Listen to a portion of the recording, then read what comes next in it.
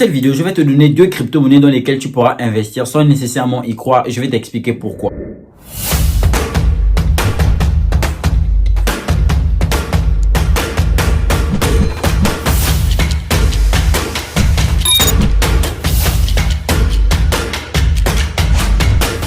Bonjour à toutes et à tous, j'espère que vous allez bien. Bienvenue sur Crypto. Si tu es nouveau ici, je te parle de blockchain et crypto-monnaie. Dans quelle mesure elles vont révolutionner le monde de la finance. Si c'est une thématique qui te parle, tu peux en plus de t'abonner à la chaîne Crypto, cliquer sur le lien en bas de la description pour rejoindre le groupe public Telegram. Si je fais cette vidéo pour te parler de 2 crypto-monnaies dans lesquelles tu peux investir sans nécessairement croire en la crypto-monnaie, c'est parce que préalablement tu serais déjà sceptique. Autrement dit, quelqu'un t'en a déjà parlé, un frère, une sœur, même les médias, mais tu n'y crois concrètement pas parce que ça sonne comme du charabia. Pire encore, lorsque tu aurais entendu parler, ça aurait uniquement été parce que la crypto-monnaie avait été rattachée à des arnaques. Ce qui peut être une chose tout à fait normale, car on peut avoir le bon message tout en restant un mauvais message. Bon, maintenant, il faut faire la différence entre 2 types d'événements. Celui qui est juste passager et celui qui est révolutionnaire. Les événements passagers, on en a tout le temps dans la vie de tous les jours. Or, les événements révolutionnaires viennent après plusieurs décennies, voire un siècle. Ainsi, il se pose la question de savoir comment est-ce qu'une chose est-elle révolutionnaire? Comment est-ce qu'il ne s'agit pas uniquement de quelque chose d'éphémère, d'une tendance qui va s'estomper avec le temps? Ainsi, il faut donc identifier les différents caractères d'une révolution qui sont le ridicule, le dangereux et l'évidence. Donc, on peut avoir un très grand événement, mais s'il n'a pas ces différents caractères, ce serait tout sauf une révolution. Tout d'abord, comment est-ce que la blockchain et les crypto-monnaies ont-elles été conçues il y a 10 ans dès leur premier lancement par la grande majorité? Pour les personnes ayant regardé les différents documentaires que j'ai partagés ou que d'autres chaînes ont partagés sur Bitcoin, la blockchain et les crypto-monnaies, vous allez voir que ça a premièrement été marginalisé. Bien que Bitcoin ayant servi premièrement pour un achat de pizza, fort est de constater que la plus grande utilisation, sinon les premières utilisations, étaient majoritairement centrées sur le marché noir. Plusieurs personnes ont utilisé du Bitcoin pour acheter des armes, acheter de la drogue, bref, une utilisation négative. C'était donc facile pour plusieurs personnes ayant entendu parler de Bitcoin et les crypto-monnaies 5 ans plus tard, 6 ans plus tard, de penser que c'est juste une tendance qui va tout simplement s'estomper avec le temps, que ça n'aboutira à rien car on a déjà un système financier avec des organes, des institutions bien préétablies et définies. Bien qu'en 2008, avec la crise de subprime, il y a 10 ans, il se passait ça. The subprime crisis. Subprime crisis. Subprime. The subprime. Subprime. The stock market is now down 21%. Because we're now down 43%. There's Apple's under pressure. Yahoo down 8.5%. Cisco 6.5%. We're in the midst of a serious financial. Plusieurs personnes ont perdu la confiance au système financier, aux banques principalement. Il était encore difficile de penser qu'on irait mettre notre argent sur un actif qui monte et qui descend, qui est carrément soumis à la volatilité. Donc plusieurs personnes ne pouvaient même pas penser à Bitcoin, penser à Ethereum, penser à toutes les différentes crypto-monnaies que vous puissiez imaginer. Là, il n'y avait même pas encore les stablecoins. Donc vous voyez tout de suite que en termes de poids, en termes de rivalité, le Bitcoin, les crypto-monnaies, la blockchain de façon générale ne faisaient même pas le poids. Raison de plus pour justement ridiculiser la chose. Mais ce que plusieurs personnes ont ignoré, c'est qu'il s'agissait encore du lancement. Au regard de tout ce qui précède, le deuxième caractère va tout simplement s'installer. En l'occurrence, le côté dangereux. On va dire que Bitcoin est une chose dangereuse. Bitcoin est utilisé dans le marché noir. Les crypto-monnaies ne servent à rien. Elles sont soumises à la spéculation. Plusieurs protocoles meurent. Plusieurs protocoles tombent. Il y a des cas d'arnaque dans le marché crypto. C'est tout simplement dangereux. On n'y comprend pratiquement rien. Ainsi, même si toi, tu t'intéresses aux crypto-monnaies, tu vas par exemple gagner, je dis quelque chose, 10 millions de dollars ou 10 millions d'euros. Ça ne représente pratiquement rien face à quelqu'un qui le lendemain vient, il contredit ta thèse, il dit qu'il a perdu 1 milliard de dollars dans le marché crypto. Et ce caractère dangereux va être popularisé par une grande médiatisation. Est-ce que l'utilité sociale du Bitcoin, c'est pas le talon d'Achille justement du Bitcoin? Alexandre. Si, complètement. Son plus gros talon d'Achille, car comme chacun sait, Bitcoin ne sert à rien du tout. Il est spéculatif, il est concentré, il est inégalitaire, il est polluant. Il est tellement polluant d'ailleurs qu'il salit toutes celles et tous ceux qui... Une médiatisation qui est poussée par les différentes institutions, grandes boîtes qui ne veulent justement pas l'essor, l'expansion de la blockchain et les crypto-monnaies. Vous verrez des grandes de personnes comme Warren Buffett, des piliers dans l'investissement en bourse, vous dire qu'effectivement, les crypto-monnaies, ça sert à rien. Bitcoin, Ethereum, c'est tout simplement dangereux. Il faudrait s'en méfier, aller investir sur du concret, n'allez pas prendre des risques. Tout ce que vous pouvez en réalité imaginer de désacralisant. Les gens vous diront réellement que si vous voulez être millionnaire, il faut investir, mais surtout faire en sorte que votre argent tourne, travaille, se reproduit, se fructifie lorsque vous serez en train de dormir. En l'occurrence, si tu n'es pas capable de gagner de l'argent lorsque tu dors, c'est que tu ne seras jamais riche. Et là, on mettra en évidence les secteurs clés qui ont toujours su tenir tête jusqu'ici. Bien évidemment, on ne vous parlera pas de leur côté négatif. On va uniquement parler du côté positif en ce qu'il faudrait investir dans l'immobilier car l'immobilier c'est l'avenir, l'immobilier c'est le futur. Il faut toujours avoir des choses physiques. Investissez dans ce que vous voyez, dans des maisons, tout ce que vous pouvez imaginer qui serait solide jusqu'ici. Et pas bien évidemment investir dans les crypto-monnaies parce que c'est volatile. On ne sait pas si demain ce sera toujours là, alors que la maison, on la voit, mais on ne vous dira pas que la maison aussi peut s'écrouler, elle peut tomber. Bref, tout ce qu'il faut pour mettre les bâtons dans les roues. Pourquoi veut-on mettre les bâtons dans les roues à quelque chose qui est ridicule, qui ne va servir à rien?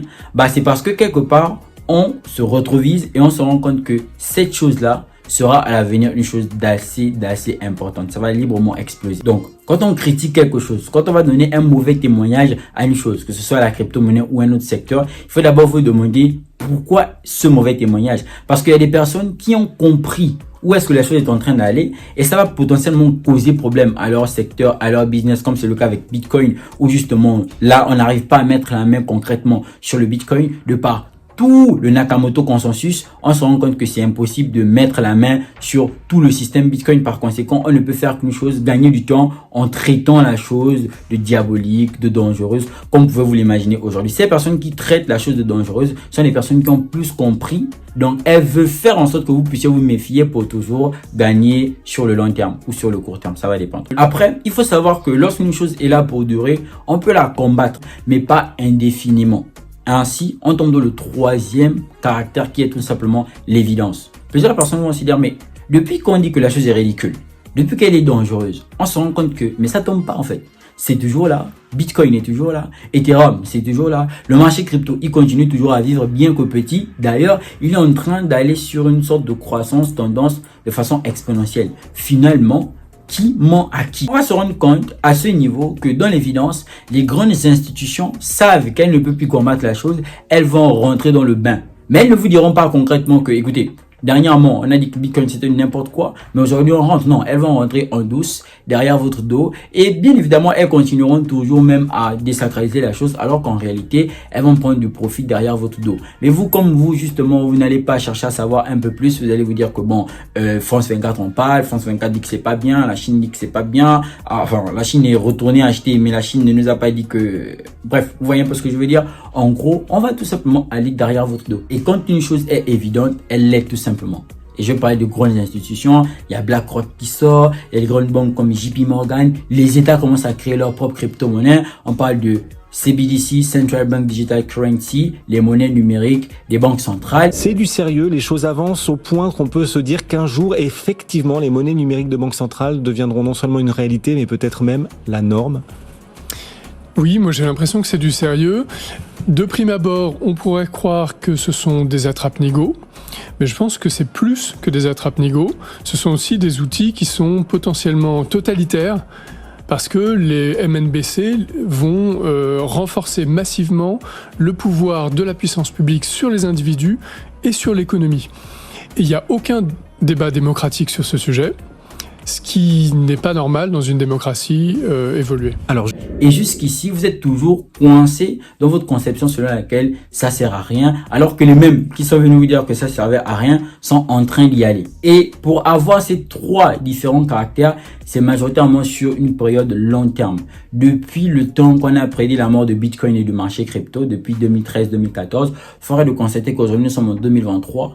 On n'a toujours pas cette fameuse mort qui est tant attendue. Mais au contraire, on a des traités, des lois qui sont favorables à l'adoption de cette mort, cette présupposée mort. Maintenant, comment doit se comporter quelqu'un qui décide aujourd'hui de ne tout simplement pas y croire, malgré toutes les preuves? Si c'était un simple événement, il n'y a pas de souci. Vous pourrez décider aujourd'hui de tout simplement tourner le dos à Bitcoin, à l'Ethereum, au marché crypto de façon générale. Mais comme ça évolue sans vous, ça ne demande pas votre consentement, ça va forcément vous impacter. Que je sache, plusieurs personnes n'étaient pas par exemple favorables à la lumière, à l'électricité. Aujourd'hui, tout le monde a besoin de l'électricité, donc communément appelé le courant, même dans les villages où on était habitué, en tout cas pour le cas de l'Afrique, à utiliser les lampes, à utiliser les torches indigènes, etc. On se rend compte que c'est dépassé. Aujourd'hui, il y a des villages qui sont éclairés en électricité, en eau potable. Et donc, on se rend compte que lorsqu'une chose va venir révolutionner, tout le monde va être impacté de façon directe ou indirecte. Avant, si on s'est déplacé en marchant, on s'est rendu compte que le véhicule qui est sorti, de toute façon, l'évolution devrait être favorable à l'épanouissement et à l'amélioration des conditions de vie de l'homme. Aujourd'hui, quand on va aller au village, on ne se téléporte plus, on ne marche plus, on va prendre un véhicule. Et c'est la même chose pour la blockchain et les crypto-monnaies. Si ça vient révolutionner le secteur économique, peu importe votre consentement, si vous êtes favorable ou pas, ça se fera. Aujourd'hui, on utilise Visa, Mastercard, on utilise des banques pour justement faire des transactions monétaires. Mais ces mêmes banques aujourd'hui utilisent les crypto-monnaies. Donc, elles ne vous ont pas demandé qu'en tant que client, est-ce que vous êtes d'accord que nous, aujourd'hui, on utilise la blockchain et les crypto-monnaies pour justement faire nos transactions. D'ailleurs, dernièrement, le président de la Fed, Powell, a tout simplement reconnu les stablecoins qui sont sur le marché crypto comme étant des monnaies. Une fois de plus, il n'a pas demandé votre consentement. Or, il y a quelques mois, la Fed, la SEC ou encore la BCE étaient tout simplement anti-crypto-monnaie. Et bien évidemment, ce sont des choses qui arrivent parce qu'on peut combattre une chose, mais si on ne peut pas la vaincre, on est obligé de marcher avec elle. Il y a tout un écosystème qui est créé, des piliers qui sont dans cet écosystème, des grandes entreprises, des grandes startups qui sont en train d'émerger, BlackRock, etc.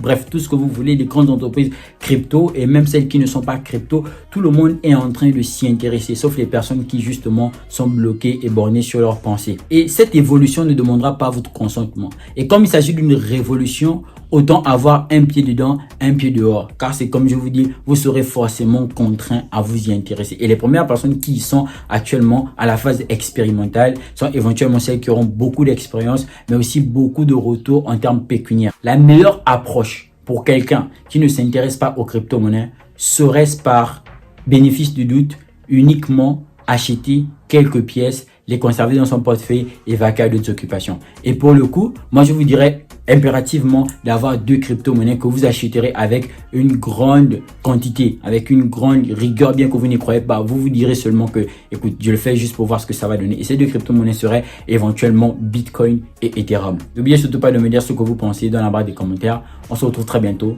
dans une nouvelle prochaine vidéo. Bienvenue sur Crypto. Peace out.